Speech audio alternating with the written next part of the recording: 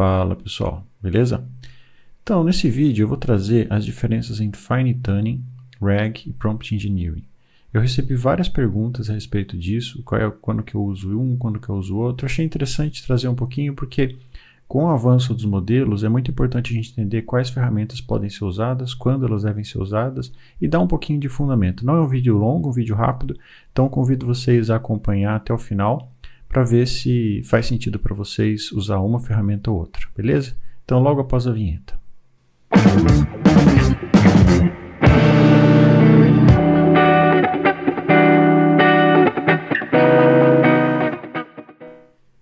Então vamos lá pessoal, primeiro eu vou pedir para vocês aí, se vocês gostam de conteúdo como esse, por favor deixe um comentário, que eu tenho tentado trazer conteúdo tanto do lado mais técnico, do lado conceitual e do lado de aplicações, tá? Esse aqui é um conceitual para dar conceitos, né, de ferramentas, de coisas que a gente pode usar, mas eu não sei se está sendo interessante, às vezes eu não vejo as reações do pessoal, então só para saber se continuo fazendo conteúdo desse tipo, deixem por favor um comentário aí se vocês gostaram do conteúdo, sugestões aí de conteúdo para os próximos vídeos, para que eu possa ir ajustando aí o conteúdo do canal, beleza? Então vamos lá. Então quando que eu tenho que usar a Fine Tuning, RAG ou Prompt Engineering, né? Antes de começar a falar desses três conceitos, pessoal, eu queria falar rapidinho, dá para fazer um vídeo inteiro sobre LLMs, né, sobre Large Language Models, mas eu queria trazer aqui alguns elementos super importantes que a gente precisa levar em consideração quando a gente vai pensar nesses três conceitos, tá? Então, o que é um Large Language Model? Muita gente pensa que é um cérebro, né, que está pensando, mas na verdade, basicamente, ele é um modelo estatístico para prever a próxima palavra baseada no contexto das palavras anteriores. Então, vocês devem ter escutado muito falar, né, tamanho do contexto, a janela de contexto, né? Justamente porque ele, olhando para esse contexto, ele vai meio que adivinhando, né, fazendo um modelo estatístico para prever a próxima palavra. Isso quer dizer, pessoal, que ele não armazena conhecimento. Indiretamente, ele vai armazenar o conhecimento, mas ele não tem uma biblioteca de conhecimento onde ele vai acessar. Então, por isso que muitas vezes as pessoas falam que ele alucina, né? Porque ele começa a pensar em uma palavra e na outra, e na outra, e na outra, e vai estatisticamente encontrando, né, essas palavras que podem não ser realidade, porque às vezes a sequência de palavras estatísticas não tem a ver com a verdade. Então ele não armazena conhecimento, tá? Ele é um modelo estatístico. Então, falando um exemplo aqui, imagine que eu tenho aqui a seguinte frase. Então eu coloco para ele aqui, depois da chuva a rua ficou, e ele vai pensar na próxima palavra. Supondo que ele tem o contexto, né, inteiro aqui do depois da chuva a rua ficou, porque se ele só tivesse, por exemplo, a rua ficou, seria um contexto. Agora, depois da chuva, a rua ficou, é um contexto que ele pode virar aqui e falar, olha, molhada. Então, 80% de chance, por exemplo, né, dessa palavra ser molhada. Tem aqui, depois da rua, a chuva ficou bonita. Pode ser também, sei lá, 60%. Estou colocando qualquer número aqui, tá, pessoal? Só para exemplificar como ele pensa. Ele poderia trazer aqui, depois da rua ficou seca. E aí, sei lá, que 2% das vezes ele encontrou essa frase na internet. Porque vocês sabem que o LLM ele é construído com base no que está na internet. Então alguém pode ter escrito isso, depois da rua a chuva ficou seca. E aí ele vai usar isso como base, né, para encontrar a próxima palavra depois dessa sequência, depois da rua a chuva ficou. Beleza? Então só queria trazer essa visão porque a gente vai usar um pouco esse conceito quando a gente for explicar aqui. Primeiro conceito que eu queria falar é o Prompt Engineering. E o que é o Prompt Engineering, pessoal? Bom, Prompt Engineering é a engenharia de prompt, né? É como eu construo o meu prompt para que ele traga uma resposta adequada ao que eu estou buscando, tá? Então, eu dividi aqui em alguns elementos, a gente pode dividir de outra forma, mas uma forma que eu gosto de olhar é dessa forma aqui, tá? Pensando que um Prompt Engineering ele tem um contexto básico, tá? Um estilo e tom, regras, né, que eu quero que ele siga, um contexto dinâmico e um formato. Então vamos falar de cada um deles aqui. Qual que é o contexto básico de um exemplo que eu vou dar aqui, tá? Você é um expert em arquitetura e responderá as perguntas de maneira objetiva. Então esse é o contexto que eu vou dando para ele aqui, para ele considerar. Depois eu vou pensar aqui no estilo e tom. Eu vou falar, olha, utilize uma linguagem acessível e tenha sempre um tom de humor em suas respostas. Então eu estou dando para ele aqui um estilo, né, como que ele deve responder as perguntas. Aí eu vou falar em regras. Não, nunca responda algo fora do contexto de arquitetura. Então, se eu for lá e perguntar para ele, qual é a capital da França, ele vai responder não posso responder essa pergunta porque ela está fora do contexto de arquitetura. Isso é importante, pessoal. Num exemplo, se eu estou criando aqui um robô que vai me responder, por exemplo, numa loja, né, de atendimento ao cliente, eu quero que ele siga algumas regras. Então eu vou lá e dou o contexto para ele e falo, olha, nunca responda algo fora desse contexto XYZ, beleza? Depois eu tenho o contexto dinâmico. Então isso aqui seria que cada vez que eu vou fazer uma pergunta para esse assistente, ele vai, por exemplo, qual é a área mínima recomendada para um quarto de casal? E ele vai lá e vai responder baseado no contexto que ele tem, beleza? Mas isso aqui seria o dinâmico. A outra pergunta poderia ser sei lá, quantos quartos eu tenho numa casa? Então, eu vou lá e dou um contexto dinâmico para ele. E o formato se eu quero que ele responda, por exemplo, nesse caso, responda sempre em formato texto com Markdown, que é aquele formato que a gente usa para, por exemplo, README dentro do GitHub. Então, eu poderia falar, responda sempre em JSON, né? Responda sempre em texto plano. Então, como que ele tem que responder isso aqui? Então, isso aqui seria um contexto de Prompt Engineering, tá? E agora, o que é, pessoal, o próximo aqui, o RAG, né? Que a gente falou no vídeo anterior, até dei o exemplo de RAG, eu vou deixar aqui no card um link para o vídeo de uma aplicação prática que eu fiz aqui do RAG, mas o RAG basicamente é Retrieval Augmented Generation. O que vem a ser o Retrieval Augmented Generation? Ou seja, eu gerar informação baseado em um conteúdo. Eu consegui acessar um conteúdo e eu consegui usar esse conteúdo para alimentar meu prompt, né, para que eu consiga gerar uma informação mais acurada, né, com informações numa base técnica que eu quero que ele acesse, tá? Que pode ser um conteúdo pessoal, pode ser conteúdo técnico, pode ser um monte de coisa. Então, para eu gerar um RAG, pessoal, eu tenho basicamente duas partes, tá? Um é preparar os dados para eu gerar o RAG e outra é como que eu recupero esses dados. Então, eu vou falar de cada um deles aqui no passo a passo. Primeiro, quando a gente pensa na preparação dos dados, pessoal, a gente tem o conteúdo, tá? Depois eu tenho a segmentação, ou segmentar. Depois eu tenho a geração dos embeddings e, por último, eu tenho o armazenamento disso. Vamos falar um pouquinho no detalhe aqui de que representa cada uma dessas partes aqui. Bom, o conteúdo, o que é? Eu vou pegar arquivos, ou por exemplo sites, ou por exemplo textos, uma série de coisas que eu posso usar aqui para ser como conteúdo para ele. Falar assim, olha, isso aqui é a minha base de dados que eu quero acessar para usar, né, para alimentar a minha LLM, beleza? Então esse é o conteúdo. Só que esse conteúdo pode ser gigante, né, pessoal? Então eu preciso segmentar ele, eu preciso quebrar ele em pedaços, existem diferentes técnicas de segmentação, né, que eu posso segmentar, por exemplo, por número de caracteres, eu posso segmentar por parágrafos, eu posso segmentar por semântica. Então existem diferentes maneiras de segmentação. Isso é super importante, porque dependendo da forma como eu segmento, se eu segmentar mal, eu posso deixar uma informação dentro de um lugar, uma parte de informação num pedaço, né, e outra parte de informação no outro pedaço, e isso atrapalhar a geração de uma informação de qualidade. Então a segmentação é um passo bem importante na geração do meu RAG, tá? Depois eu tenho a parte de geração do embedding. A geração do embedding, pessoal, eu tenho um vídeo também falando sobre embedding, vou deixar aqui um card aqui no vídeo a respeito disso, que é eu conseguir vetorizar, ou seja, existem diferentes dimensões, né? Por exemplo, modelos da OpenAI tem aí mais de 1000 dimensões. Eu vou lá e vou colocar nesse espaço vetorial essas frases que eu segmentei aqui, para que quando eu jogar uma pergunta, ele procure por similaridade essa frase dentro do contexto e vai me trazer os resultados, que aí vem a ser o próximo passo aqui. Então eu venho aqui e armazeno todos esses dados aqui dentro de uma base de dados vetorial, tá? Aqui no exemplo do meu vídeo passado eu usei o ChromaDB, beleza?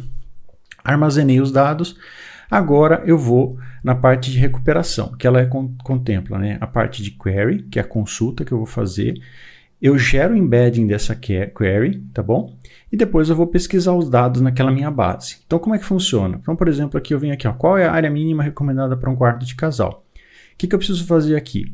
Gerar um embedding, converter essa frase em vetores, naquele mesmo formato que a gente fez anteriormente, a hora que eu armazenei na base. Então eu vou lá e dou uma posição no espaço multidimensional para essa frase, tá?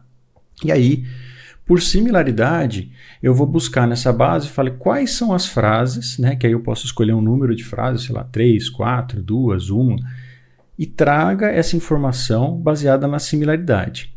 A partir do momento que eu fiz isso, pessoal, eu consigo pegar esses dados e adicionar ao meu prompt para complementar a pergunta, para que ele possa, com base nesse contexto, responder a pergunta que eu estou querendo fazer, beleza? Só que, né, pessoal, isso aqui é uma coisa que já deu para perceber que não é simples, e para que ele seja de qualidade, a gente poderia utilizar algumas técnicas mais avançadas, tá?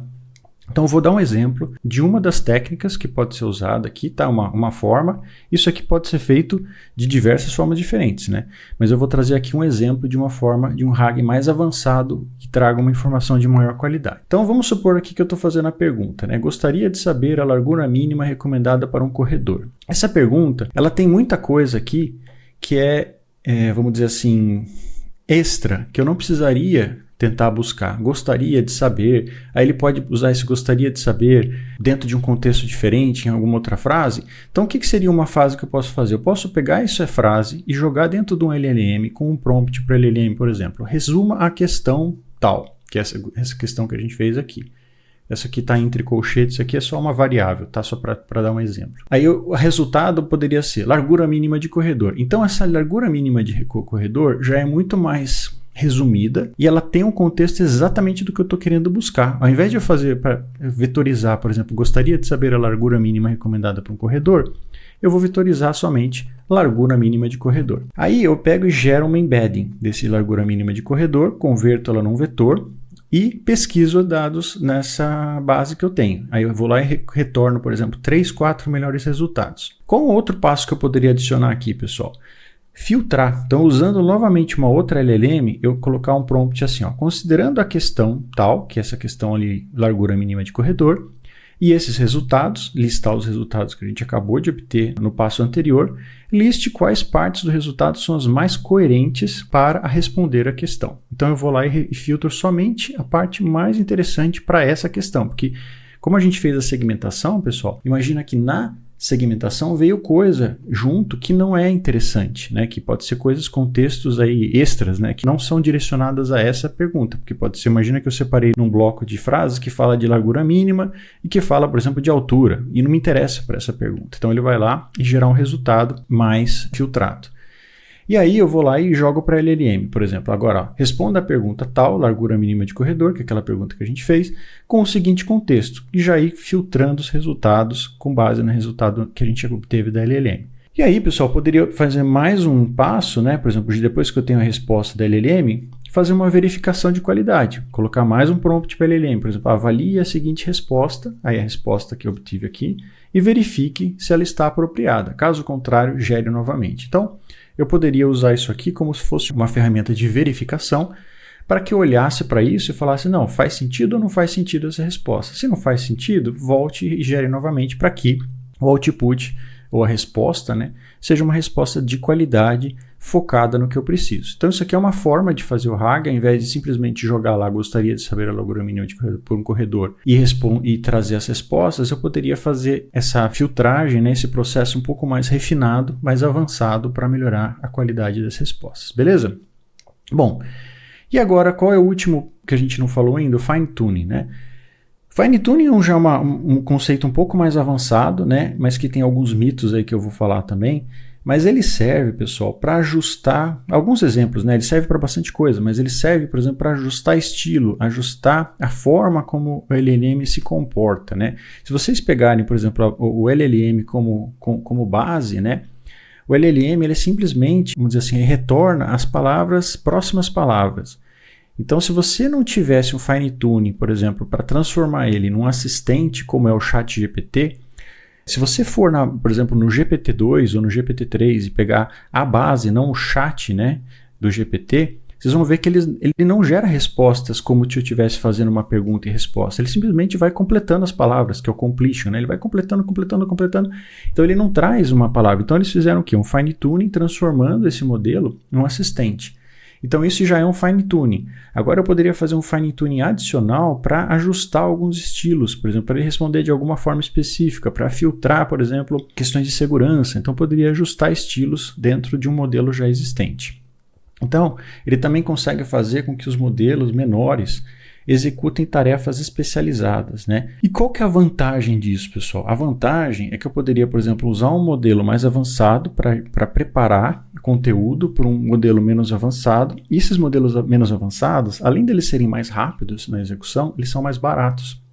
Então eu poderia, por exemplo, usar um ChatGPT-4 para preparar conteúdo para depois eu jogar dentro do ChatGPT-3, 3,5, por exemplo, para que ele gerasse as respostas melhores e com um custo menor, tá? Então, até posso fazer depois um vídeo falando sobre isso, né, dependendo da demanda aí do pessoal, para que traga, por exemplo, esses exemplos de como eu posso fazer isso. E aí eu também posso ajustar, né, o conteúdo, o resultado, né, em temas difíceis de traduzir em prompt. Porque eu poderia falar, não, por que eu não faço no prompt?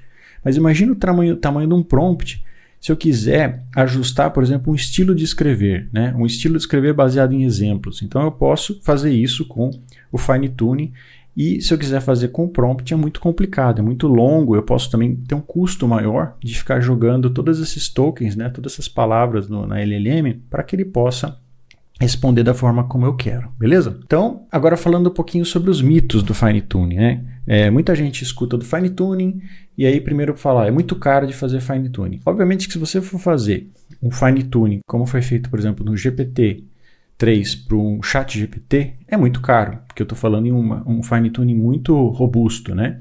Mas ajustar um modelo pequeno pode custar, pessoal, dólares, sei lá, $1, $2, $10. Então, não é tão caro, dependendo da aplicação faz sentido porque você ganha no longo prazo, tá? Então, não é muito caro fazer o fine tuning. São necessários muitos dados. Ah, eu preciso de milhões de exemplos. Não. Existem casos, pessoal, que você com 20 casos, 30 casos, 100 casos, por exemplo, 100 exemplos, eu consigo melhorar um modelo, né? Adequar um modelo a uma aplicação que eu queira, usando esses contextos menores assim. Então, não é necessário muitos dados para bons resultados para eu fazer um fine tuning. Outro mito, pessoal, é vou ensinar conteúdo LLM. Olha, como eu falei no começo, por isso que eu quis trazer no comecinho, né? O LLM não armazena conteúdo. E o fine tuning, pessoal, não vai ensinar nenhum conteúdo LLM. Ele vai ajustar alguns parâmetros. Então, o LLM ele tem pesos, né, dentro da rede neural dele. Ele vai ajustar um pouco esses pesos, mas ele não vai trazer conteúdo adicional ao fine tuning. Para isso, pessoal, a gente precisa usar o RAG, que é aquele conceito que eu acabei de explicar anteriormente. Então, eu preciso trazer conteúdo, não é com fine tuning que eu vou conseguir. Eu vou conseguir ele com o RAG, beleza? É muito complicado. Não é muito fácil, não é extremamente fácil. Pessoal, existem algumas ferramentas aí que dá para fazer de uma forma mais simples, que depois até posso um dia trazer para vocês, mas ele não é muito complicado, ele já deixou de ser uma coisa impossível, né? Não é só para os cientistas da OpenAI, dá para fazer utilizando algumas ferramentas aí que já estão mais acessíveis a pessoas com conhecimento, obviamente, mas que não é uma coisa extremamente complicada, tá? E outra que ele é um substituto ao RAG, na verdade não é, como eu acabei de explicar. O RAG tem um propósito de trazer conteúdo e o fine tuning ele tem muito mais um objetivo de ajustar, né, o modelo para que ele se comporte de uma maneira um pouco diferente do que ele vem no modelo inicial. Falar um pouquinho agora, pessoal, o que seria um exemplo de fine tuning, né, para trazer isso para uma coisa mais prática. Então imagina que eu tenho aqui uma pergunta, né, e aí como o LLM normalmente responde, e aí eu quero que ele responda de uma outra forma. Então eu vou lá e vou usar o fine tuning, por exemplo, vamos supor que eu tenho uma pergunta aqui, falando no exemplo de arquitetura, né? Qual o tamanho ideal de um quarto? E aí a resposta normal da LLM seria, quartos de solteiro devem medir ao menos 7 metros quadrados. Estou colocando um exemplo qualquer, tá, pessoal? Não estou falando que isso é verdade. Mas vamos supor que eu tenho lá a minha base, né? Que eu vou com o RAG, vou lá e consulto, por exemplo, um livro de arquitetura que tem um monte de conteúdo e esse livro tem como base falando que o quarto solteiro tem 7 metros quadrados, por exemplo, no mínimo, tá?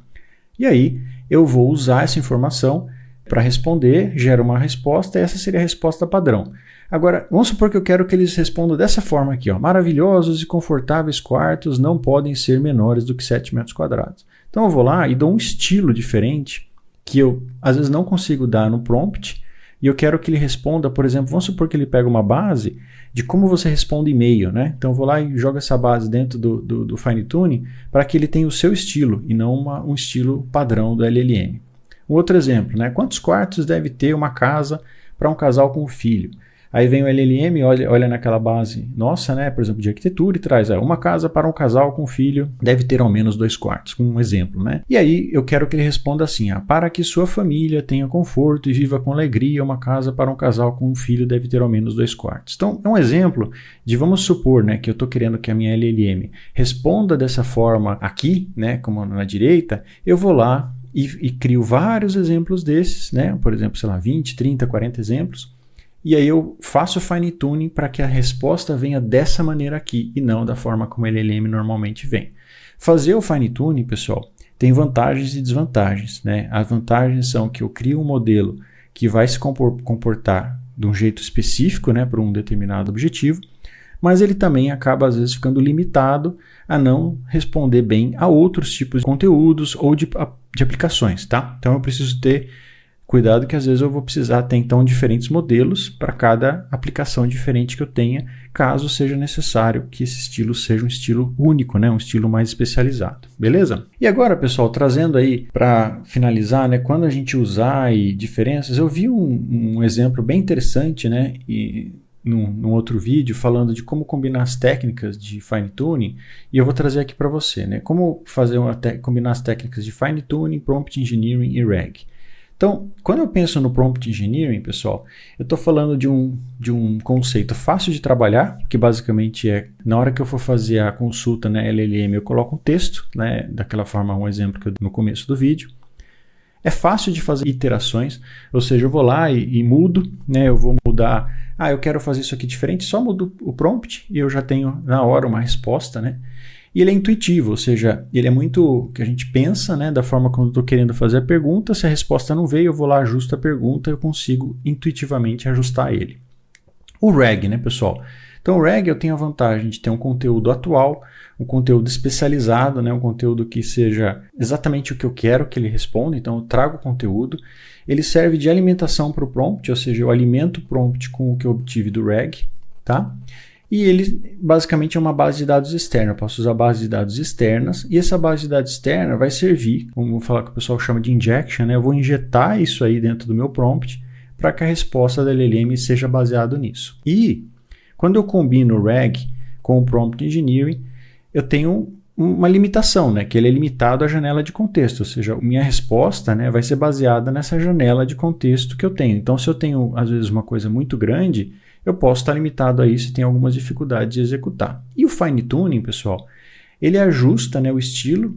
Uma das coisas que ele pode trazer é ajustar o estilo e comportamento do modelo para necessidades específicas, né, para ações específicas que eu tenho.